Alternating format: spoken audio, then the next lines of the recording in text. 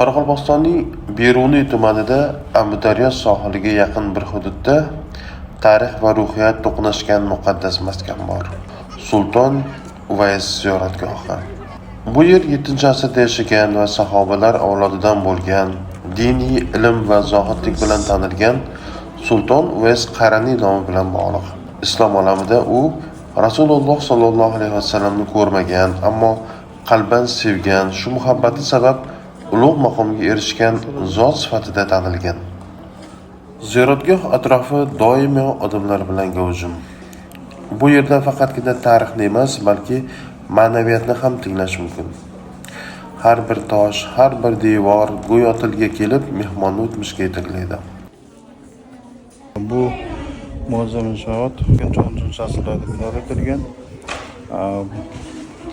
Bu maqbara aynan Xorazmshohlar davrida bino etilgan, keyinchalik Mo'g'ul istilosi paytida vayron etilgan va qayta tiklangan. Bugungi kunda ushbu ziyoratgoh doim gavjum.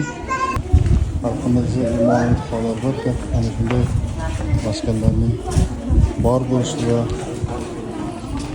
farqlar bo'lishiga o'zini bir ta'sir o'tkazmay qolmagan, duo istab kelgan insonlar doimo Sulton Uvays bobo qabrini ziyorat qilib, u kishining haqlariga ilk kalima duo o'qib qaytadilar. Hozirda bu maskan nafaqat Qoraqalpog'iston, balki butun O'rta Osiyo musulmon ziyoratchilari uchun muqaddas manzil sanaladi.